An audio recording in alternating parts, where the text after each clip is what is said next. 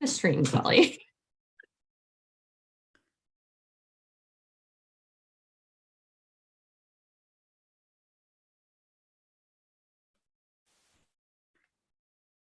Are we streaming? Are we live now? We are live. We are live. Oh my gosh. Yay. I just have to mute myself on there. Okay. Woohoo. Finally, 20 minutes later. We made it live. Yeah. You know us and the technology issues, but Yes. we figured it out. And hello, YouTube. We finally made it on live today. We haven't done a live podcast, I feel like, in a couple of months. It has. It really a while. We've been so busy doing. I know there's just been too much going on, right? Yes, to bring everybody all the things. Vacation. Maybe that's why Zoom and YouTube gave us so much trouble. They were like, "You guys haven't been around for a while. You are gonna make it work." Exactly. Yeah, we're gonna like give you some trouble. You got to get with it, people. Yeah. Right. Oh my gosh. Well, since it took us so long to get on, I feel like we're just going to jump right into it. How about you? I agree. Let's go. All right. Okay. I'm going to get started. Yes. Let's just get this party started. Okay. Hello, everyone, and welcome to the Magical Traveling Moms podcast. My name is Colleen, and I am my beautiful co-host Tina. Although I think on Zoom I'm like pointing the wrong way. Over there. Over here. And for today's episode, coming to you live, we are going to be talking about our top tips for traveling with kids, long distance kind of trips. So like in the car or on a plane, or really any kind of trip with a kid kind of seems long distance, doesn't it? Even like to the grocery store sometimes when they're little. Yes. But before we get started, we always like to say a little something about the sponsors of our show, Mystical Dream Travel. Mystical Dream Travel is a full service, fee-free travel agency, and they specialize in all things Disney, Universal, cruises, all-inclusive resorts, the Caribbean, Hawaii, Europe, so many places. So the next time you are looking to plan a fantastic vacation for yourself or your family, definitely be sure to look up the agents at Mystical Dream Travel, because they will help you from start to finish, get the perfect vacation planned. And you can find them at mysticaldreamtravel.com or look them up on social media. We got lots of great social media, so definitely check us out. Facebook, Instagram, TikTok, we're all over. All the tips. All the tips. All the things, yeah. So, how are you doing today, Tina? Snafu or whatever. Yeah, we just had a little bit of a tech snafu, but that's okay. You know, we're used to that. Good. I feel like just when we get used to it, it's changed us. Right, exactly. Yeah. It is a beautiful sunny day here in Pittsburgh, Pennsylvania. I think it's going to be 80 degrees. Wow, I think if it is, I think that's warmer than it's going to be here. Well, I think maybe it's supposed to get to about 80 here in South Carolina. It's beautiful. It is also beautiful and sunny, and only a little bit of clouds in the sky, and it's very warm out. Everything is blooming. It's gorgeous. I agree. So I am just fresh back from a trip with my family. We did a trip to Washington, D.C. for spring break. And so I thought this would be a great episode to do, where we just kind of talk about, like, how do we travel with our kids? Like, what are our tips? I think some parents who don't travel with their kids a lot, or maybe it's their first time ever going for a long car ride or plane ride in particular with kids, and they kind of get like, what do I do? Like, how am I going to keep them happy? What if they cry? So I've done a lot of road trips with my kids. We drive pretty long distance several times a year, and planes and trains and all of the things. So I thought we could share our favorite tips. I know you've said you don't do a lot of long road trips. No, we don't. And here's why. I don't mind a good road trip, but years ago, I'll tell the story. Okay. Years ago, my husband went to help his dad do something in Florida. So he had to go pick up his cars, and they flew down in the morning to go pick us up. So meanwhile, it's like early in the morning, like 6 a.m. And then they decided they flew down instead of staying a little bit with family, for a couple hours or overnight. They came back the same day and drove straight through. So my husband's like, if I can fly, I'm not driving. If it's then 4 hours away, I'm like, that's his. So we don't do a lot of trips. I don't blame him. And, I feel like this is like, as I get older, I don't know, but I feel like as the years have gone on, I have started to feel that way more and more, especially every year, at least once a year, usually twice a year, we drive to Vermont from here. And it's 15 to 17 hours, like total.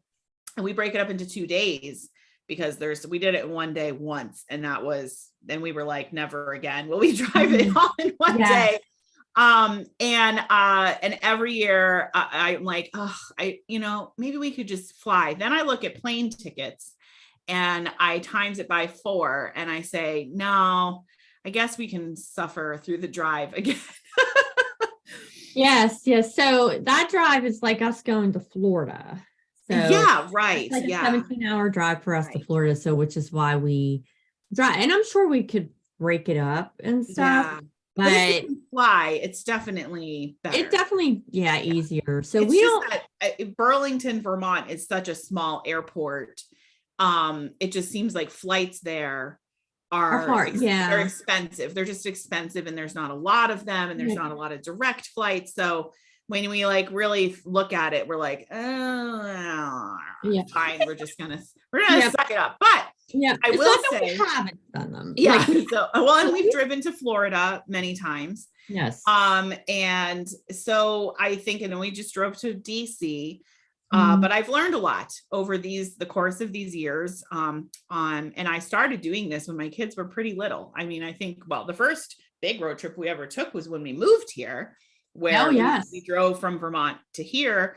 And Noah was 1 year old. He was only 1, and Eli was 3. Oh, that's little, That was my first experience on a long road trip with little kids. And I was alone with them because Matt was driving the U-Haul. So I was in the car with the kids. He was in the U-Haul with the dog. And I was like, I think you got the better deal. I think he did. But I didn't want to drive the giant U-Haul. So yeah. He might have fixed it, but I was like, no, I don't want to drive the U-Haul. But I actually planned a lot for that trip. And some of my tips come from that trip. And one of the things that I did to prepare for that trip was I mapped out our route. We actually broke it up into 3 days on that trip, just because the kids were so little. So we didn't want to like push it. We didn't know how well they would do in the car. So I looked at our route and where we were going to stay the 2 nights. And I actually found spots that we could stop. And I looked at where there were parks with playgrounds that were like not too far from the highway. That would be like an easy, like, oh, we'll stop here like for lunch. And then there's like a park with a playground nearby. And I think that was really great idea. Like it worked out really well because the kids got to play and we broke up the trip. I mean, it made the trip longer for sure. Yes. However, they were a lot more happy in the car because they got that energy out, like they got to play, they got to walk around and run around and do things and explore. And then they would get back in the car and they would be tired and maybe take a nap. Yes, which gives you a break. Yes. Right. Yeah, no, that's a great tip. I think that's awesome. I still do that. I still do that. Even to this day, I will, a lot of times if Matt's driving and I'm the navigator, when it's getting close to lunchtime, I'm on my phone and I'm looking like ahead on the route, like, okay, well, where's a good place to stop? And I am, me, I'm a foodie. Yes. So yes. That what I really hate just eating like at McDonald's and Burger King and all that. Like I really do hate that. And I try really hard to avoid fast food when we're traveling. So I'm always looking at like, what are the other restaurants around and what are the ratings? And I probably drive my husband crazy because I'm just like, well, there's this place. Well, there's that place.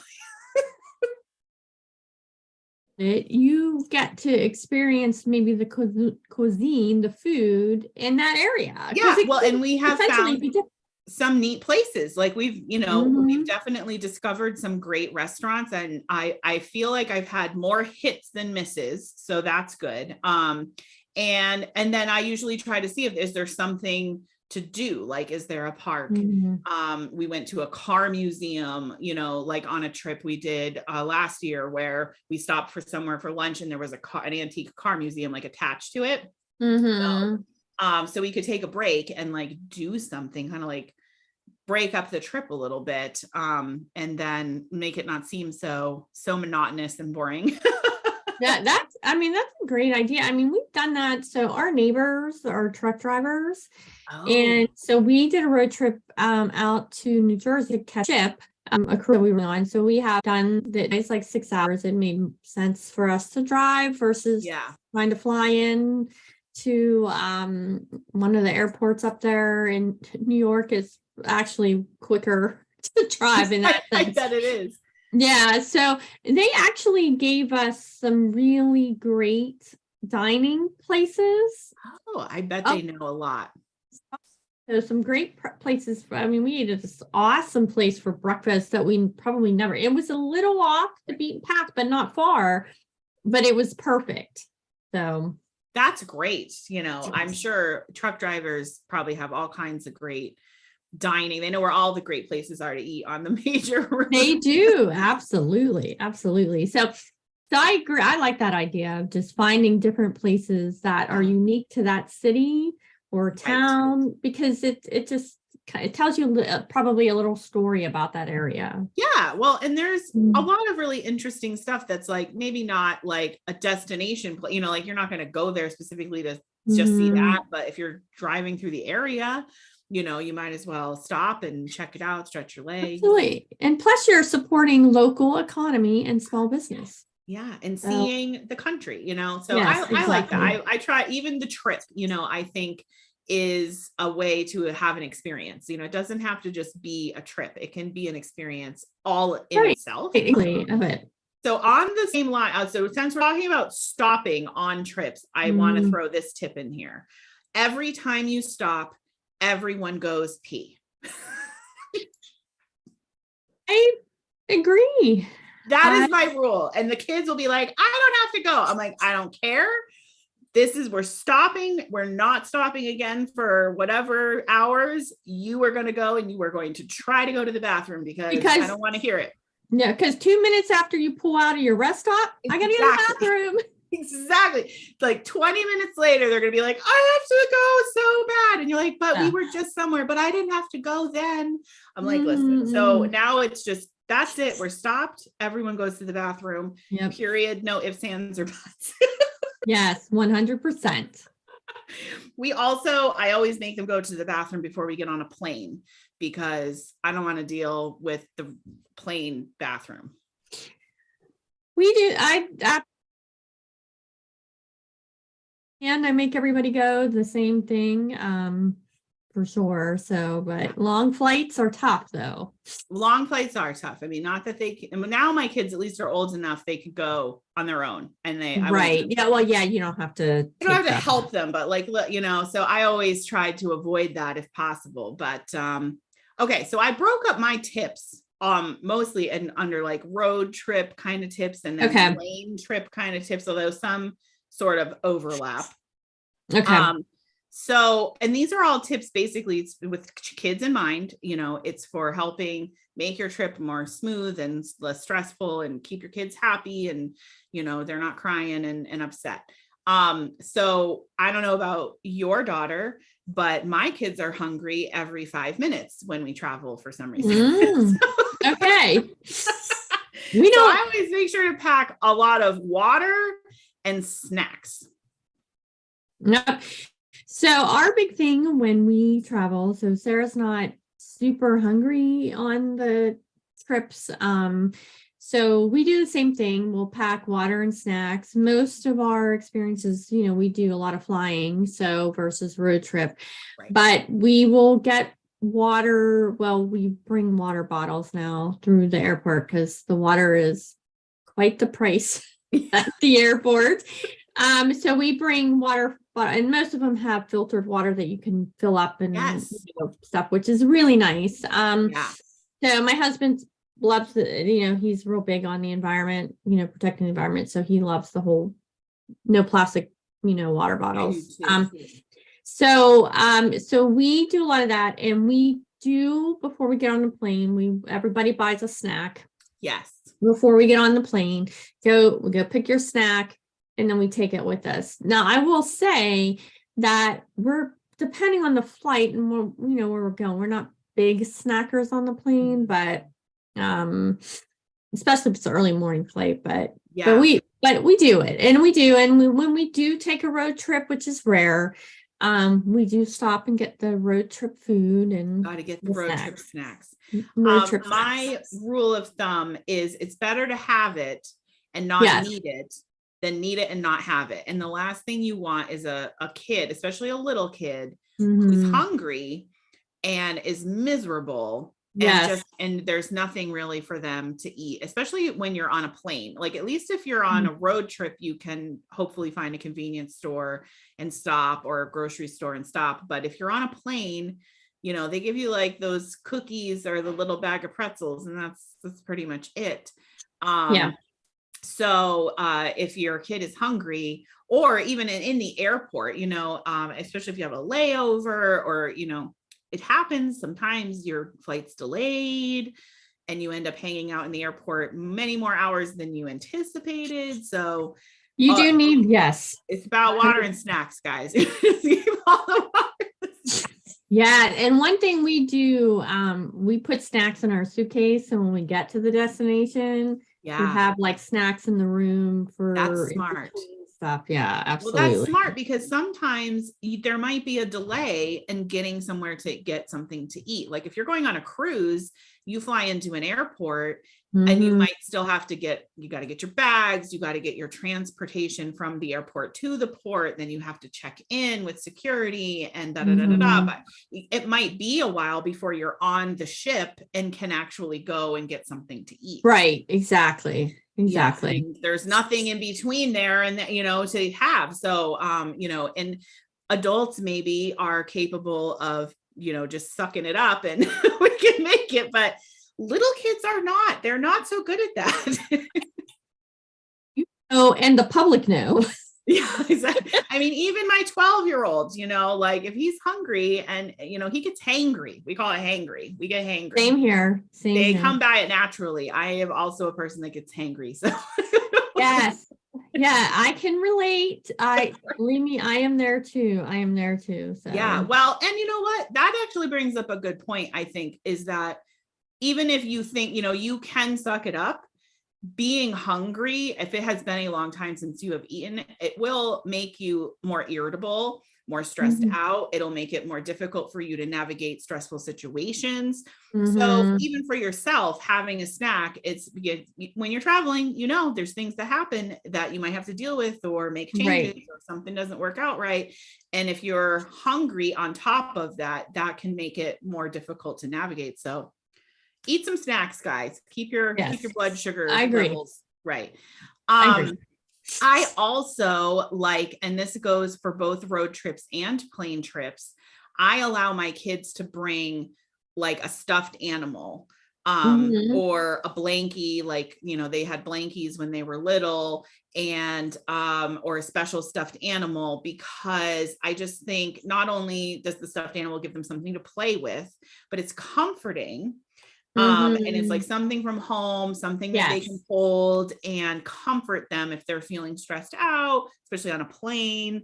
So I always let them bring a stuffed animal, even though sometimes I'm a little nervous that, like, God forbid we lose this one because it's like your favorite. Same, to bring something from home just to make you feel more comfortable. Same thing. Same thing. Yeah, absolutely. Yeah, it can go a long way, because especially if they get tired, even on your trip, if they get tired Mhm. and cranky and whatever, sometimes just having that lovey Comfort. from Yeah. home, like it just makes them feel better. So Right. I would like to do that. In the car, I take it a little further, and my kids always bring like big blankets and pillows so that Yes. they can make themselves comfy, and like they make themselves these comfy little spots, so that if they want to take a nap or they get cold or whatever. So Right. we Exactly. do that too. But you can't really do that on a plane. So but in Yeah, the it's a little bit car, tougher. It's a little bit tougher on a I will plane. say that is one thing I do like about road trips is I don't have to worry about how much I'm packing, because it's the car. So you can just, whatever you want to bring is fine. Just throw it in there. Right. Exactly. Exactly. When you fly, you can't necessarily do that. You gotta be You have limited. Yeah. Limited. gotta limit it. So I also pack activities. So Mm-hmm. in the car, my kids get motion sick, so they can't look at a tablet. I think a lot of parents have their kids bring tablets, so that they can, watch a Busy. movie. Or Absolutely. Yep. Yep. my kids they can't do it. And I'm the same way. Like I can't look down like while I'm in a car. So we don't bring those things with us in the car. So instead I've got like coloring books, I make like a bag, and they'll have like each have their own bag of like Oh, that's a good idea. Yeah. crayons and pencils, and I don't do markers or pens. And crayons, I will say one note with the crayons, you got to be careful. Like we live in the South, it gets very hot here. You do not want to leave crayons in your car. Oh, yes, they will melt. They will melt. So you got to be mindful of it. But they really like that, and they can color or they draw. And I have a few books I picked up at, I don't even remember what store, that were just like car ride, like games. Oh, that's a good idea. No, we do colored pencils. Yeah, that would be better. So in the summer, I will often do that instead of crayons, because Yeah, so we do color pencils activities. Sarah's older, so it's usually she has her AirPods in, listening to music right. or whatever. So it's a little bit different with teenagers when they have that, but the same, she can't do like reading or anything like that. But definitely, if you have a teenager, they're all about their earpods and their phones. Yeah, I'm down with that. If they're quiet and they're not, not asking you 500 questions, then yes. I think we're close to that with Eli. Like he's maybe moving towards that, play games. Yeah, so we do the alphabet game in the car, where you find the alphabet and have lots of really crazy family rules, and we get very competitive about it. I'm not surprised. Very competitive. Now, there's a game I used to play as a kid in the car with my family, which it doesn't work as well if you're on a highway, but if you're driving through a town, and it was, I don't know what, we didn't really name it. I don't even know where it came from. We made it up, I guess. I don't know, but you would pick a number and a side of the road, and you counted that many houses, and then the house that was you said, I'm the 10th house on the left, and so whatever the 10th house was on the left, that was your house, right? So we would see like what house we ended up with. Yeah, my sister and brother and I used to play that a lot. So we would play I Spy. I Spy is good. Yeah, we play I Spy. But then it gets kind of, because then it's like, I spy something green. You're like, the grass. Right? No, it always says, I spy something blue. You're like, the sky. Yeah. yeah, exactly. Yeah. So we do a lot of that, and conversations, about different things. And that's always fun. So I like car road trips, because I think it's a great opportunity to bond. And talk, because you're in a confined space, and you learn about each other, and some good, some bad, depending if you're not hangry. If you're not hangry, like forced family time, right? Yeah. Yes, exactly. So so we do a lot of that kind of stuff when we do a road trip. So our road trips are usually 2 hours or less. 2 hours. So with the one we just did to DC, that's our on our listened to an audiobook, and I have done that before with the kids when it was just me and the kids. We've listened to audiobooks, and that was really great. And Eli picked the book, and it was a really interesting book. So, and it was a long book, so it really lasted us like almost the whole way there. Good. Yeah, and we've done that a few times. So I think that's also fun, is the audiobooks in the car. And then we all love music. The kids and I love music. And so we'll take turns picking like an album or a station or something, so Noah's current obsession is Bob Marley and reggae. Oh, nice. I don't know. Like, I really honestly don't know. That's cool. I think it's Swift phase. See that, I'm down with that. Like, I mean, I don't mind Bob Marley and reggae, but it's just funny that he just, I don't know, just recently in the last few months decided he loves Bob Marley and he's going to listen to reggae all the time. And I'm like, cool. That's fun. I love it. I love it. So we're going to Jamaica in May. I can't wait. I'm like, oh, this will be great. No, you'll be. I love it. The steel drum. Oh, he's going to love it. Yeah. Now so we do that, but I will have to admit, when we get to my husband's turn on the music, Sarah and I are like, all right, he likes that hardcore metal. Like, really? Oh yeah. I am honestly, I mean, I've never met your husband in person, but like, I really wouldn't have thought that. Oh yeah. There's a station on Sirius XM. I don't even know what it is, but it's like, what is it called? But it's really heavy metal. And when he's in my car, that's when I turn on. I'm like, oh my God, how can you even understand what they're saying? So sorry. I don't know. That would be hard. Yeah. But that's his. It's like about a half hour in. We're like, are you done yet? Switch. That's so funny. But I do think that, letting people take turns, like letting kids take a turn picking a song. I agree. Yeah. It goes along with what you were saying about like forced family time, like you're bonding in the car. And I think that makes kids feel like, oh, I'm contributing and I'm special. And, oh, my parents are like interested in what I have to say. Like, right. Exactly. They love that stuff, and the whole point is to try to keep them happy and not, whining and asking you every 5 minutes, are we there yet? Yes. And I think overall it makes your trip as an adult more enjoyable too. Yeah. And it just reduces any kind of stress of traveling with family and just sets the tone to make it more fun. Yeah, absolutely.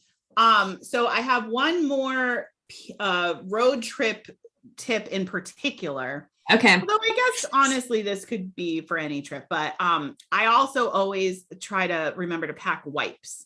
So that's a good idea. Wipes. Like, now, when the kids were really little, it was like I always had wipes anyway in my diaper bag. But even now, even though they are 9 and 12, I still find myself needing wipes.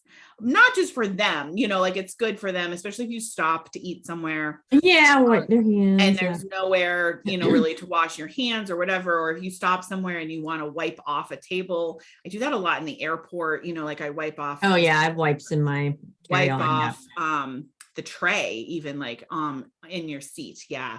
I wipe off sometimes I'm back to doing it, but wipe off the seat handles. Oh yeah, all of that. Armrest and it's just there's not, because they're not doing that in between.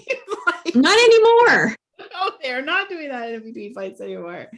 So for planes, I actually had to remember to pack headphones or AirPods or something, because obviously on a plane you're not going to be playing because I do have them bring their tablets on a plane because it doesn't make them motion sick. So same. Yeah. Sarah but they need the headphones because you don't want, obviously you can't have the volume with everybody around you. So, or a lot of the planes have, like, in the seat is a screen and they have streaming shows and movies or music, but you got to bring your own headphones. Sometimes you can ask for headphones and they have them, but I've been finding that they don't, or they'll charge you like $5. Right. Yeah. So Yeah, they don't really have them like they used to. So no, it's not. I feel like it used to be like they just handed them out to you, like that was, Mhm. but not so much anymore. So, so I just tried to bring headphones or ear pods or something, and then their tablets in case the plane doesn't have, a built-in one. And then I like to, and I started doing this when they were little, like the first plane ride they ever went on, they were pretty little. Bring like little toys or treats, like something, whatever they're into. Like my one son loves Matchbox cars. So ahead of time, I buy some new ones that I bring out like during the trip, like it's a little surprise, so they Oh, don't, that's a good idea. like just Something new. Yeah. something new, something exciting, maybe use it as a reward sort of thing. Like, oh, you're being so good, you're being so quiet, like, and polite or whatever, here, have, here's a little toy I got for you, like, ooh, and then they have a new thing to play with, keep them occupied. Yes. That was a tip I read on like a mom blog or something like a long time ago. And I was like, oh, I like that. So I try to have something, in my bag for them because it just makes them happy. That's a good idea. I like it. Let's see. I also always try to make sure that we get a window seat on a plane. Because of course the kid wants to sit in the window seat. Well, then I'm going to ask you this. So you have 2 kids. So I have one. So I haven't had the window seat since, she was started flying. Right. Yeah. So you have 2. How do you rotate that? How do you? So if I'm flying with them by myself, then we'll do like one of them sits in the window for one flight and one sits at the window of the next flight, right? So usually, you are going to have like either 2 flights or 4 flights, right? You have a layover. So we just alternate, right? If we are flying all together as a family, because we are a family of 4, not all sitting in a row together. Yeah. So I actually will often break it up, one parent and kid in one aisle, one window in middle, and then another parent and kid in another window in middle. So then they both have a window seat the whole time. But yeah, so, and they're pretty good at sharing, like alternating. Or you had the window seat last time. Yeah. Sometimes they get a little like, and I'm like, listen, I never get the window seat. I'm just saying. From when it's the 3 of us flying, I'm on the aisle. Yeah. I actually like the aisle. I do too. The older I've gotten, the more I like the aisle. Isn't that interesting? I feel the same way. I'm like, I'm actually down with the aisle. I don't want to be like stuck, with 2 other people next. If I fly by myself, I like always choose the aisle. Same thing. I did that for the first time. My last flight I did by myself, and I'm like, I'm going to do the aisle. And I was kind of surprised at myself. I'm like, I must not. I don't know. Honestly, I feel like you have more room. Because I do too. you have the aisle next to you, so it feels like you have more room. And then when you're getting off the plane, you're able to get up. Like you don't have to wait for the other people to get up. Right. Yeah. Right. You're not climbing over all the seats and. Yeah, exactly. So I'm with you. I also, another tip for plane trips is really just about planning, and it's just. Making sure you give yourself enough time at the airport, because in general, you should be arriving 2 hours before a domestic flight or 3 hours before an international. But with kids in particular, like you just want to make sure you give yourself enough time to not feel rushed and stressed, because they might take longer, like it just takes longer. Everything you do with kids takes longer. Yeah, they're maybe excited to be there. They move a little bit slower. Exactly. You just gotta, Yeah. Well, and you get, just to get through security with them takes forever. And then, now everybody has to go to the bathroom.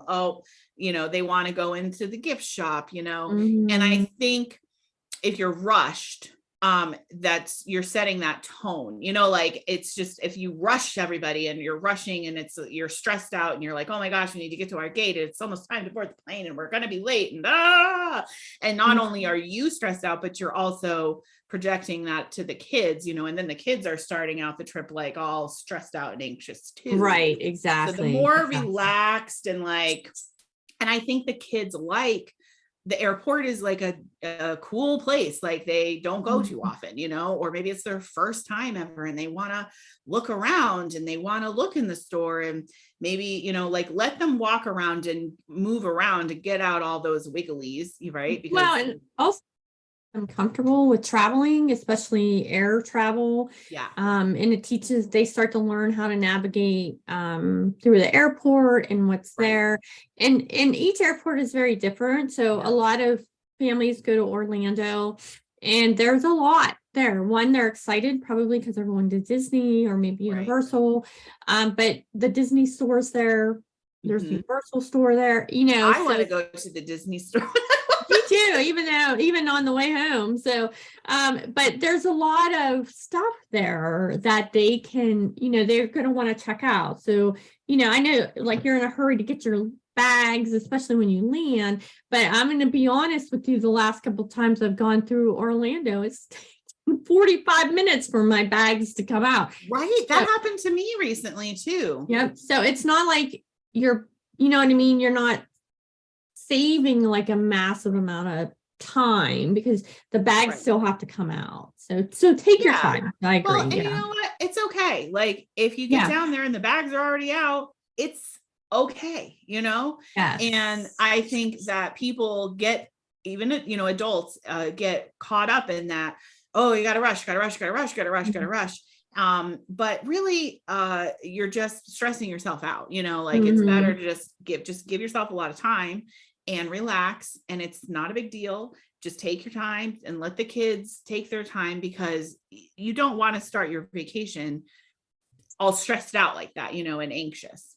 Right. Exactly. I agree. Yeah. And you want it to be an enjoyable experience for the kids, like you said, so that they're, you know, not traumatized and never want to fly again. Exactly. So I think those are all the tips that I put down. Did you have anything that you thought of that you want to add? All the things I would probably recommend is always pack activities for your kids. So like when Sarah was little, we would pack coloring books. You can get them at the dollar store, the $1, you know, they're new packs. So they're brand new. Yeah. You can get them stickers in the and all that. Yeah. Yeah. You know, definitely have a lot of patience. I think that's a big tip, is have a lot of patience. Yeah. Your kids will feed off of you when you're crying. And you know, personally, like I noticed, like my husband takes crossword puzzles, like take activities for yourself too, because then you know, it keeps you busy. But pack the snacks. Don't be afraid to put the snacks, the water.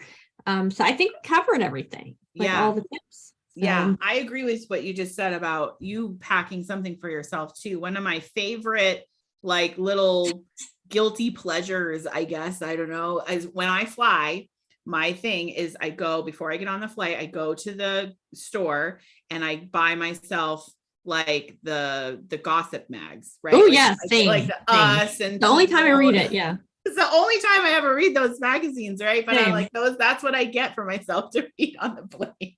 Same, because I can't do like a whole book on a plane. Right. Like I just want something light and fluffy. Like I don't want a book. Like I don't want to get invested in a story. I mean, I usually do bring a book depending on the vacation, but to read when I'm there. But but on the plane, I'm like, and so now it's just become a treat for myself. Like that's just my go-to. Like that's what I get is I relate. I 100% can relate. So well, all right. Well, I guess those are all of our tips for today, but we would love to hear from you, our listeners, watchers, followers, and what tips do you have for traveling with kids? What things have you done when you've traveled with your family that worked well? Maybe something we didn't cover. And we'd love for you to share it with us. Leave a comment on our YouTube, leave a comment on our Facebook. And we'd really love to hear from you. And please make sure to like and subscribe, follow us. We are on all of the major podcast apps, as well as YouTube, obviously, as we're live on here today. And we have a Facebook and Instagram page as well. And until next time, we hope all of your travels are magical.